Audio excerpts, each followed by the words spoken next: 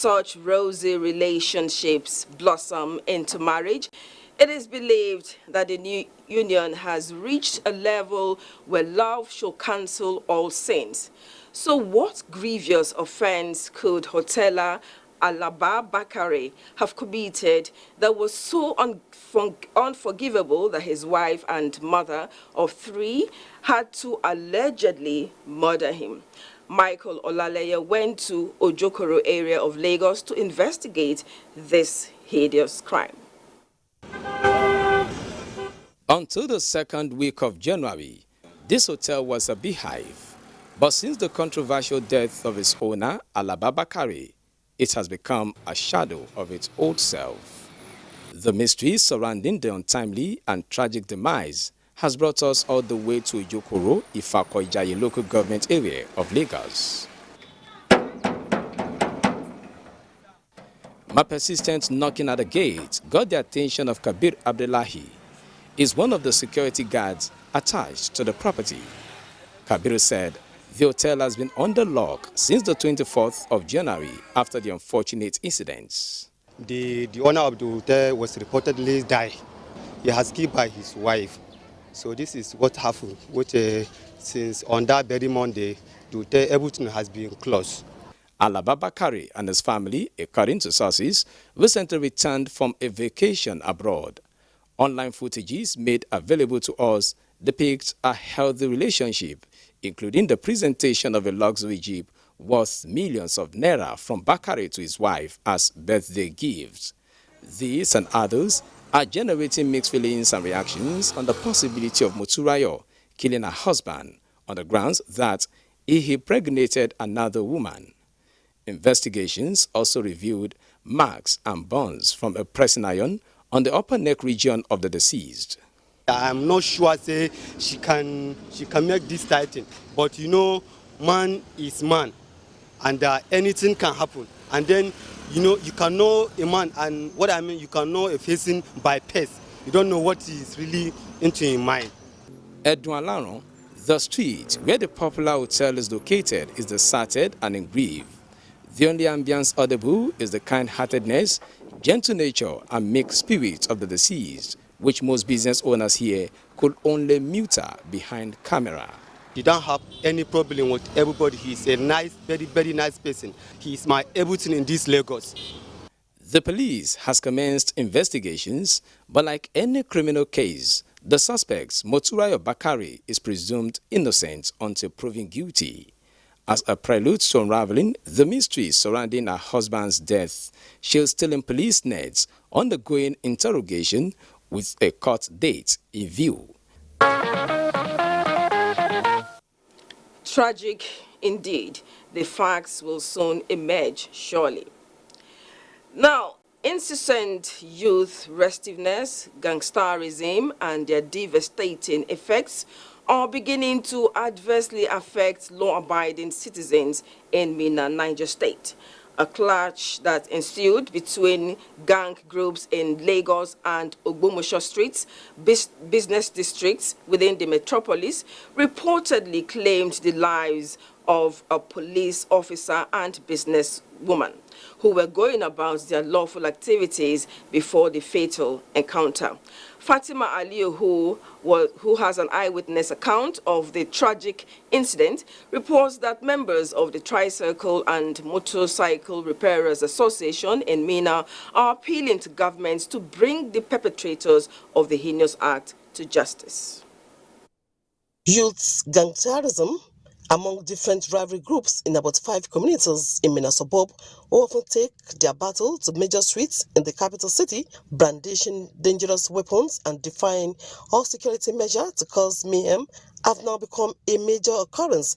A police officer and 39-year-old businessman, Ifeanyi Ozoka, are the latest victims of the latest attack, which occurred on Thursday, the 20th of January this year. The Black Thursday began like a normal day for the deceased Ifeanyi and his 31-year-old wife, mother of 4, who both left the comfort of their home to their business premises with the hope of a better sale without the premonition of a fatal encounter that death was lurking around the corner, as narrated by an eyewitness account. I saw a group of boys. They are about 30, but 3 approach. We now run away, everybody run away. Well, what happened is that Ifeanyi even run away inside somewhere, but his wife, because of his wife, he came out. And when he came out now, those boys check inside the shop, the wife hide inside the shop. So when the boy came out, he saw Ifeanyi with the front of that shop. And now when I come out, I saw the Ifeanyi holding his stomach like this. The next he saw is an intestine. My husband no dey segregate. Up till today, I'm still hoping my husband will come back. Look at me and my children. I have 4 children. This one that I'm carrying now is 3 months. I am calling on the Nigerians, the whole world, to come and help.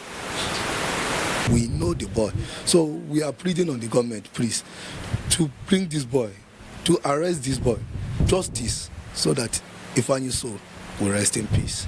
The deceased Ifeanyi Ozoka and Opostra, whom many described as a peace-loving man, though hailed from Otoro, Nnewi, Anambra State, was born and nurtured in Minna and has impacted positively on the lives of the youth in his immediate community, with many still under his tutelage until his gruesome murder.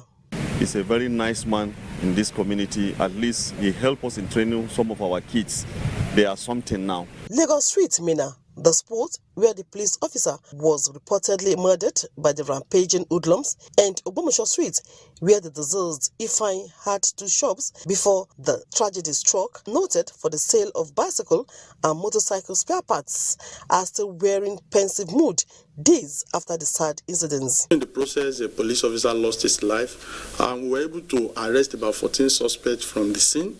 And in a follow-up response to that, we raided some community where we got about 18 suspects in possession of dangerous weapons. We constitute a task force comprised of the police, the military, the DSS, civil defense, and the vigilantes, where we went to some other community. In total, I can tell you that we have about 81 suspects in custody, and as I speak with you, they have been charged to Chief Magistrate Court 1 in Minna for prosecution.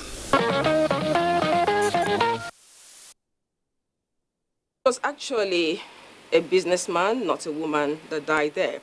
Perpetrators must be brought to book. And like the first story, we have our eyes on the cases. Now, having been in severe pains and on rigorous medications for over 10 days at the intensive care unit of University of Maiduguri Teaching Hospital as a result of 10-centimeter deep cut in the throat, there is finally good news. Jubril Sadi Meto, a junior secondary school student of El Kanemi College of Islamic Theology, Maiduguri, is now in a stable condition and can even speak. Let's join Yagumsu Buka for an update on Jubril's pathetic story. Jibrin Sadi Mato, a junior secondary school student of El Kanemi College of Islamic Theology, was on the 15th of January 2022 rushed to the University of Maiduguri Teaching Hospital by the school management following a slit on his throat being perpetrated by a senior colleague of the same institution. Immediately, an emergency surgery was conducted on the boy to save his life, and since then, Jibrin has been at the intensive care unit receiving medical attention. Chairman Medical Advisory Committee, University of Maiduguri Teaching Hospital, Professor Mala Bukar Sandabe, confirmed that due to improved medical condition of Jibrin Matu, the little boy is insisting on taking out of the intensive care unit. Now he has NG tube and he also eats around the NG tube or drinks water. So if he is perfectly taken orally, he's eating, we'll be able to discharge him. The danger period is over. We've succeeded in closing the wound, and even the alternate airway we've inserted, we completely decannulated it.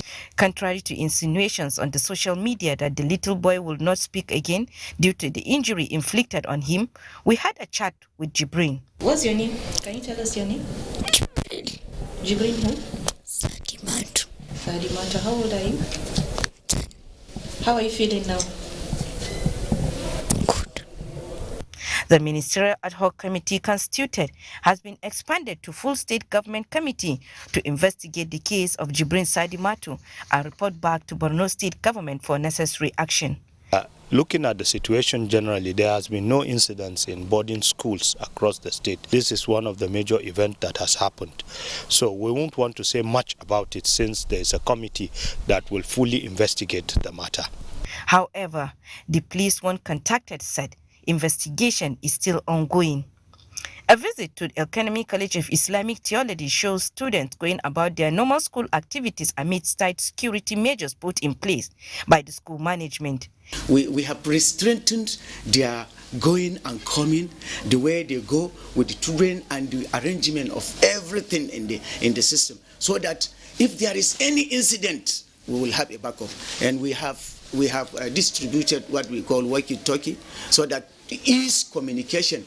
NTA's crew tried to get in touch with Jibrin's paternal uncle in Potiskum, Yobe State, who appealed to government that justice be done to the case at hand. Idan an ɗau mataki akan wannan abun da aka yi ne yanzu to an dakile gaba. Idan aka yi abun rukun sako-sako to wani ma zai sake aka irin sa gaba.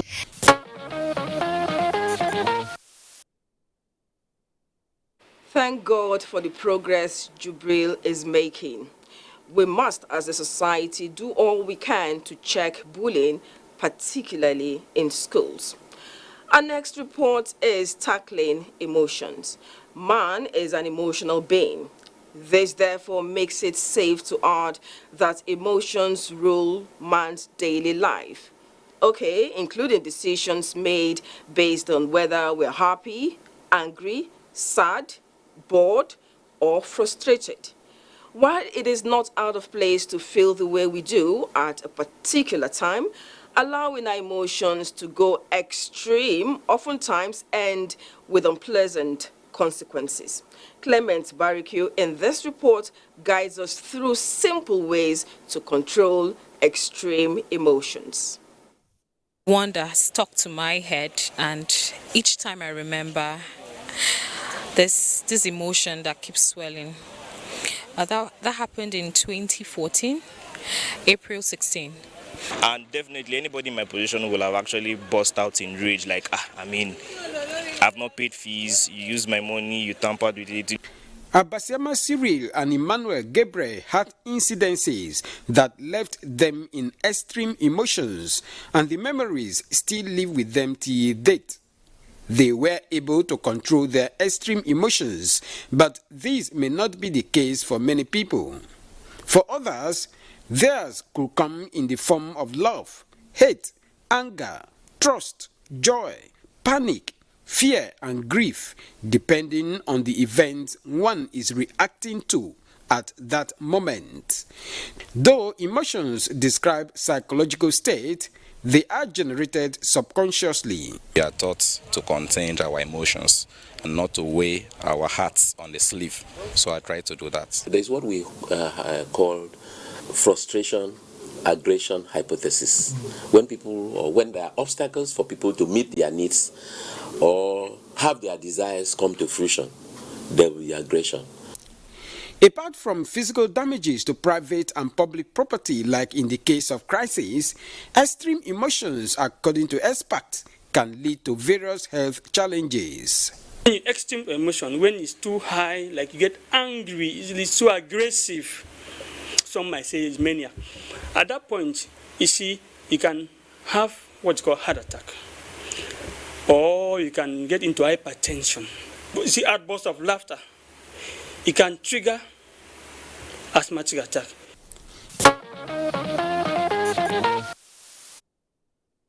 Emotions are part of human existence. However, self-control is extremely key. We'll take a break now. NewsLine, welcome back. His life changed from a point of frustration to celebration, happening so fast it is almost poetic. From being an anonymous taxified driver with a weekly repayment plan, 28-year-old Japhet Egbede is now a star after walking, or should I say driving away, with a brand new Kia Rio, the last on offer on the Glow Joy Unlimited Extravaganza promo. Adeni Taiwo saw his fairy tale unveiled at the grand finale of the promo in Lagos and filed this report.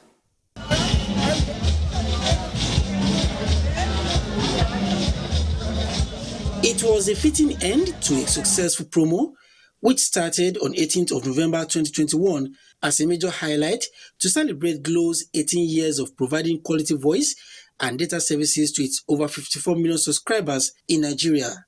Since then, 14 brand new cars, hundreds of thousands of home appliances have been splashed on loyal subscribers as the promo moved across 11 major cities in the country. Benue State-born Japhet Egbede had to wait till the final day of the promo to claim the last star prize on offer. Incidentally, his good fortune came at a special moment in his life. When they told me that I've won a car, I was like, someone that has been suffering from mechanic shop to mechanic shop for days for this vehicle to be fixed. Right now they called me that I'm a car, that I won a brand new car. I was like, I still don't believe it. Glo has changed my life. They have changed my life, so I'm so happy. For him and several other winners who went home with home appliances and other empowerment items, as well as other Nigerians impacted by the telecommunication giant, Glo is a life-changing network. Amazing opportunity to give gifts to people, especially during Christmas time, festive season. Change their moods, from happy to happy, happy to happier. And at the same time, you are giving them smile and value for their money. And I think it goes a long way for other Nigerians to key into this. Kudos to Glo. It's our company, it's indigenously ours, 100% Nigeria, 18 years in the business. How do we support patronizing, being a Glo subscriber, and continue to use Glo? So at the end of the day, they will bless our youth, they will bless the economy. Although the Glo Joy Unlimited Extravaganza promo has been concluded, the culture of rewarding customers is far from over for Glo. They know we always give this to them. A whole lot of people have joined our network and many more are still coming on. And that's why we're saying to them, stay with us. There's still much more we're giving out to people. As more Nigerians join the brand loyalty rewarding train of Glo Nigeria PLC, more winners are expected to emerge in coming days.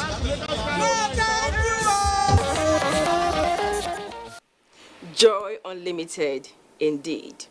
Now, after 3.5 decades, Commandant Armed Forces Staff and Command College Jaji, Air Vice Marshal Ebenezer Olayinka Alade, has bowed out of service. At a spectacular pulling out parade ceremony, he was appreciated with kind and weighty words of thank you for meritorious service and sacrifice to fatherland. Suleiman Abdullahi Rigachinkun has details of the event.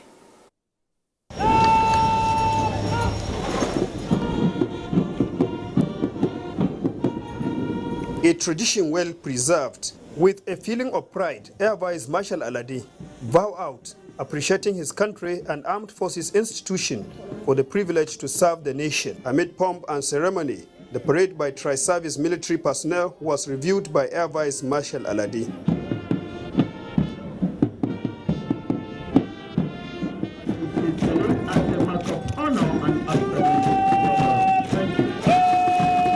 Through these experiences, no time has the military ever been more professional than now. His colleagues of Regular Course 34, Nigerian Defense Academy, senior and junior officers of Armed Forces Command and Staff College joined to show solidarity. Among other things, Air Vice Marshal Alade was Best Graduating Air Force Officer Cadet in 1987 and recipient of Best Service Paper Award at National Defense College and served in different capacities with impactful results. 11 months serving as commandant facilitated upgrade of curriculum and training modules with emphasis on promoting synergy in counter-insurgency, counter-terrorism and rescue operations. Touched by affection and loyalty from colleagues, Air Vice Marshal Olayinka Alade attributes his success and that of Nigerian Armed Forces to dedication of officers and men and support by President Muhammadu Buhari. We're putting a lot to train new generation of officers, and we believe that they have the wherewithal, they have what it takes to continue where we have stopped. You are joining the senior citizens, and your contribution to national security is still needed. How prepared are you to still continue to contribute? Of course. They say once a soldier, you are always a soldier. We have just retired officially, but I believe and I know with all what has been invested in us in terms of training, they cannot leave us alone. They will call us back in terms of training, seminars. Our input will be required from time to time. As the saying goes, behind every strong soldier, there is an even stronger woman who supports and loves him with all heart. For Oluwashola Afolaki Alade, this is the reality, as she appreciates God for successful completion of service to the fatherland by her loving husband. She advised wives of officers to always support their husbands, achieve success in assigned responsibilities. Olasaad Golf Club Jaji organized a Tinkiti golf tournament in honor of Air Vice Marshal Alade's exit from active military service. Air Vice Marshal Ebenezer Olainka Alade retired as 24th Commandant, Armed Forces Command and Staff College Jaji.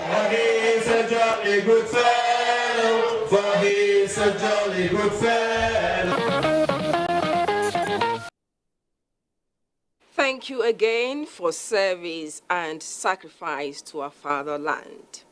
Now, there is an adage that when a child washes his hands clean, he dines and wines with kings, obtains favor and goodwill. This aptly describes the current status of the Minister of State, Budget and National Planning, Prince Clem Agba. He is, among others, to be addressed henceforth as the Oduma of Auchi's Sacred Kingdom of Edo State, a customary title conferred on him by His Royal Highness Alhaji Aliru Momo Ikelebe III, Otaru of Auchi's Sacred Kingdom. Ogochukwu Ona captured the glitz and glamour of the day.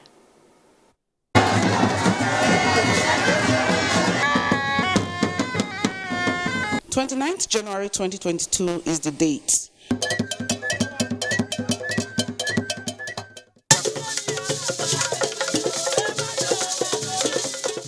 The country literally stood still and roads led to Auchi, a social and political hub of Etsako in Edo State.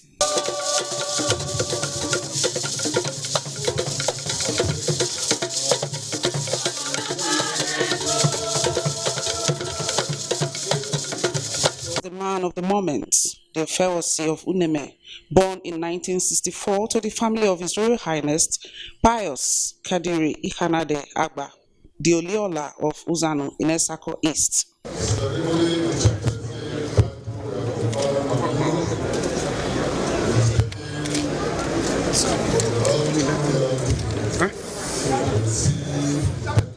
The honor, the king says, is being bestowed on him for his excellent spirit, sublime character, philanthropy, gentlemanliness, fighter of the oppressed, and love for the people.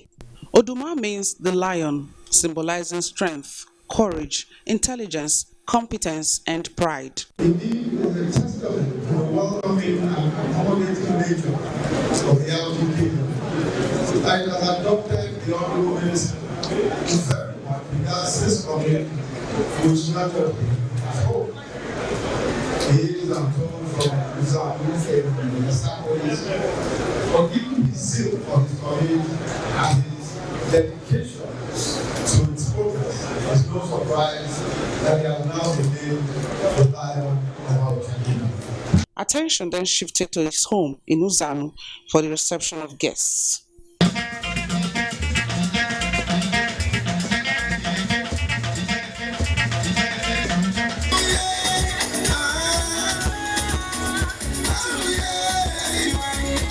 Whatever it is that you do for mankind is really good. That is what God wants us to do. I believe that service to humanity is the best work of life. You know, there is so much that a man can eat. There are so much houses a man can sleep in. But there are several who are out there who don't have food to eat, who don't have a home for themselves. We should feel for them and provide for those vulnerable, whether in government or outside of government. I would like to thank the Otaru of Auchi for this recognition, because many a times you see people, they do so much but they are not recognized. They say a prophet is not recognized in his own place, but today he has been recognized.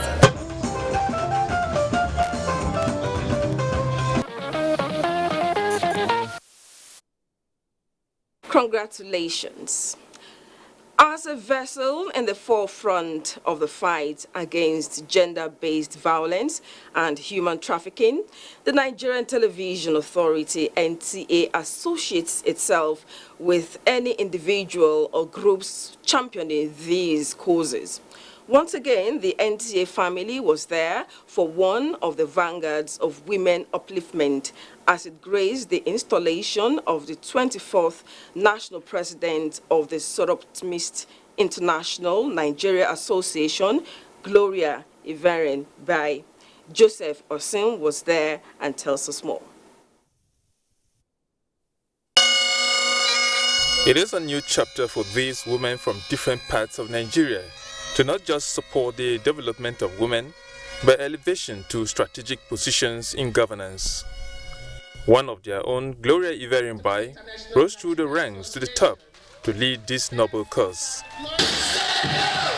Director General of the Nigerian Television Authority, NTA, Yakubu Ibe Muhammad, is the father of the day, represented by the Executive Director Engineering, Stephen Okpanachi. He gives reasons why NTA associates with individuals and organizations like this.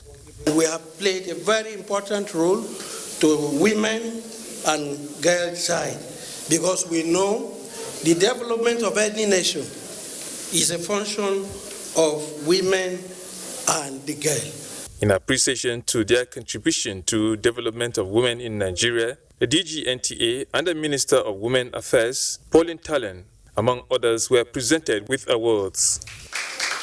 She's an achiever, whatever she decides to do. So I think Soroptimist International has exercised good judgment to elect her at this time after COVID, when things have been very slow for the world and for our nation. Her pet project is going to be to care for victims of human trafficking and violence against sexually abused individuals. So we are going to collaborate with her. The new national president is keen to make an impact, and her husband, Dr. Damian Bai, who is the Director of Medical Services NTA, is backing her fully. Sexual and gender-based violence, low economic opportunities, and also the girl child, based on the fact that some people don't believe that the girl child should go to school. And that's what's giving me so much energy as a Soroptimist to be able to work in these areas.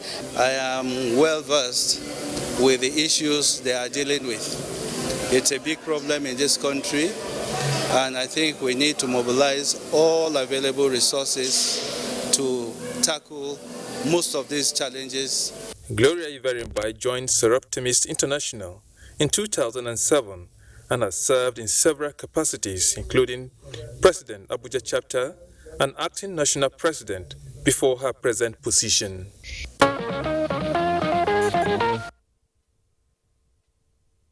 The NTA will always support initiatives that encourage equality and goodwill for women.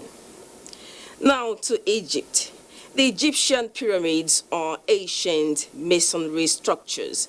They have remained the world's oldest monumental structures, and more so because of their linkage with religion. So the pyramids of Egypt and the pharaohs have a powerful connect that it invokes some mystical attraction. Well, in this package, Anthony Forsin was on the Minister of Information and Culture's entourage to experience the Pharaoh's pyramids in Egypt. The Great Pyramid of Giza is a huge pyramid built by the ancient Egyptians. It is the oldest of the 7 wonders of the ancient world and the only one to remain mostly intact. When it was built, it was 146.5 meters and 481 feet tall. It remains the tallest building in the world for over 3,800 years. However, visiting the Great Pyramids of Egypt is no small feat. When Lai Mohammed, in company of members of his entourage to Cairo, arrived to Giza to fill the ancient pyramids, it was a rare opportunity. With its status now a tourist destination, these solid masses of stones have a passage which leads to the small subterranean burial chambers underneath. Between 2560 and 1311 AD, the Giza Pyramid holds a record of man's tallest building which can't be broken. The shape of the pyramids may have been designed to evoke the rays of the sun streaming between heaven and earth. The Great Pyramids of Giza is said to have some connection to the heavens, as they are large enough to be viewed from outer space and are clearly identifiable. There is another unique structure at Giza, the Egyptian Sphinx. The Great Sphinx of Giza, commonly referred to as the Sphinx of Giza or Great Sphinx, it is a limestone statue and a mythical creature with the head of a man, the body of a lion, facing directly from west to east. It stands on the Giza Plateau on the west bank of the Nile River. The face of the Sphinx appears to represent the pharaoh. Lai Mohammed and his delegation from Giza proceeded to the Egyptian Museum, where they were conducted around each and every one of the exhibits that has its own fascinating story. But the sheer number of items contained in the Egyptian Museum means it is necessary to be selective during a visit, with a major highlight as the famous pharaoh. Talking to Lai Mohammed and members of the entourage was quite revealing. What the Egyptians today are enjoying, 5,000 years ago, some people built this pyramid, labored for their country, for their king, to put this magnificent edifice. It's been a learning experience for us, for me in particular. Look at the geometry, look at the physics involved. Then to those of us who are very spiritual, we say this is another indication that yes, there is a supreme being somewhere. Any lessons learned? Governance, patriotism should not be cash and carry. It's long-term investment. I can imagine wherever the kings are today, 5,000 years ago, they would not expect this to be a major revenue earner for Egypt. Not just a revenue earner, but has put Egypt on a global map. You can't talk about pyramids today without talking about Egypt. You can't talk about tourism without talking about Egyptian pyramids. So we should look at nation building as a long-term project, long-term investment that will survive all of us. Yeah, we've got to protect our heritage. The Egyptians are good at protecting their heritage. This is an Egyptian heritage. It is protected, and it brings a lot of pride to Egypt. In addition to the pride that it brings to Egypt, it brings a lot of resources to Egypt. That you can keep history for the future and see how they are making a lot of money, how people come to see their history. So, the lesson I learned is we should go back home, and I'm happy that our minister is around, is with us here. Let's go back home and see what we can put together to make people come to our country, to tell our coming generation, and the present generation and the coming generation our history. We have historical places that I think we need to make sure that we utilize them in the best way possible. These are money spinners. If we use them very well. Welcome back. Call it double tragedy and you won't be wrong. This is a situation at the General Hospital Onitsha, Anambra State, where about 400 corpses were recently burnt following a fire outbreak at the mortuary section of the hospital. Umo Obase Edet brings us up to speed on the incident. Here live at General Hospital Onitsha, the mortuary section. Please, we need fire service. The fire is too much for us to do that. That was the cry for help that rent the air as what started as a little fire used to burn down refuse in a nearby plot spread to the mortuary section of the General Hospital Onitsha. Corpses numbering close to 400 were burnt beyond recognition, while some were burnt to ashes. On digital, not for no go. I am a boy, Jimano Kona Baluni, the mortuary.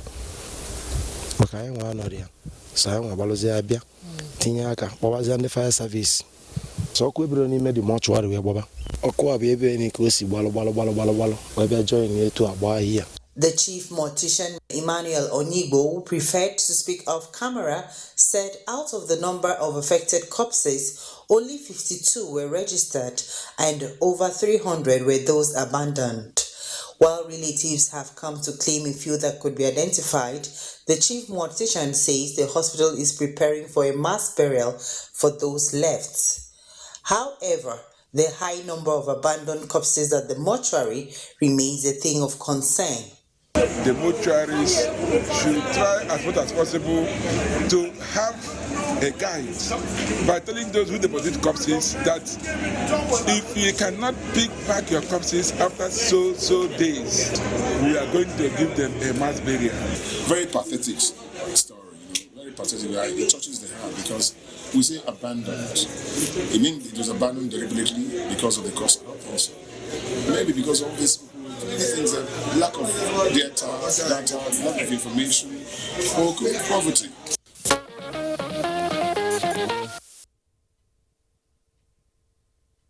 Pathetic story indeed. And I apologize, I should have warned you, the viewer discretion advised. Now, good parenting upbringing is usually seen in the life of a child.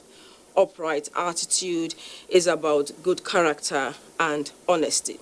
This story is a clear reflection of moral upbringing as demonstrated by 11-year-old Zainab Mohammed in Gombe State, who found a wallet containing some local and foreign currencies and ensured the owner was found. Talatu Lamon tells us more. Zainab Mohammed, a primary 5 pupil, hugged sachet water at a popular motor park in Gombe to support her parents. She makes profit of 200 to 300 naira daily. Despite her everyday hustle, her good character became evident when she found a wallet containing Nigerian and foreign currency and went in search of the owner. On what informed her good deeds, Zainab speaks. My parents have advised me that whenever I pick any money, I should take it to a radio house. After several announcements and phone calls, the owner was found and his items were handed over to him. Seeing the wallet, we decided to check whether we can get any contact number. So we are lucky to get two ID, one ATM and one ID card. The ID card contains the number of the owner and then the next of kin of the owner. Owner of the wallet was full of appreciation to Zainab and her parents for inculcating good morals on her. Before, I don't think I can find this wallet because I know nowadays how things goes. If you misplace your items, it will be too hard for you to get it. I train and advise my children not to bring any item or money they pick to my house. Zainab was rewarded with some amount of money as appreciation for her good deeds.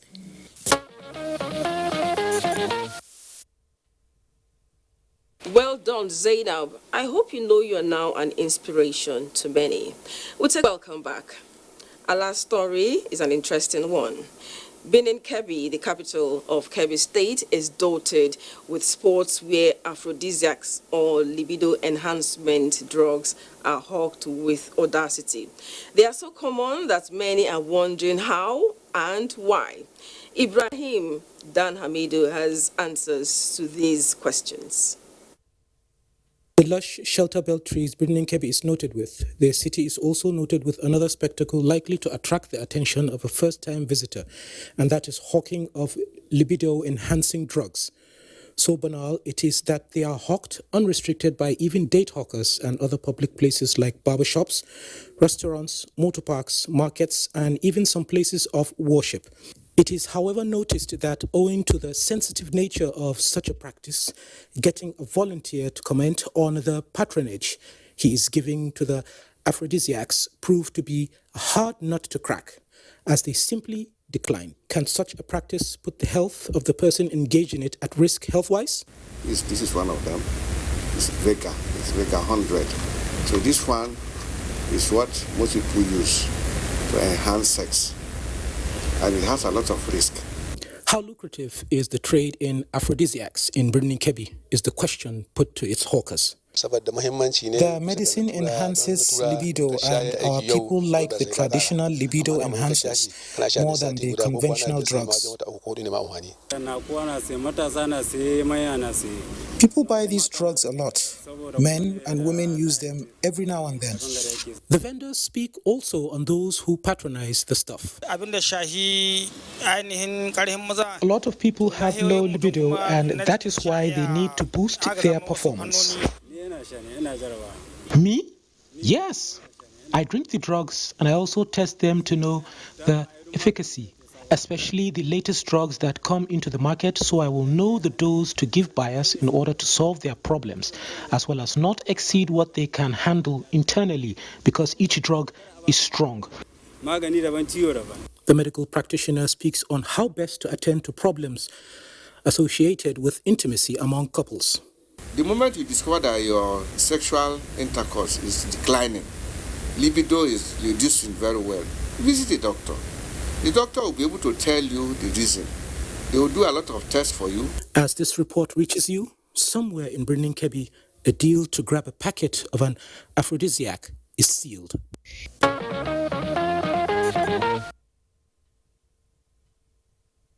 Okay, my advice is this: don't use drugs anyhow without doctor's prescription. And this is for the sellers, testers, users, and buyers.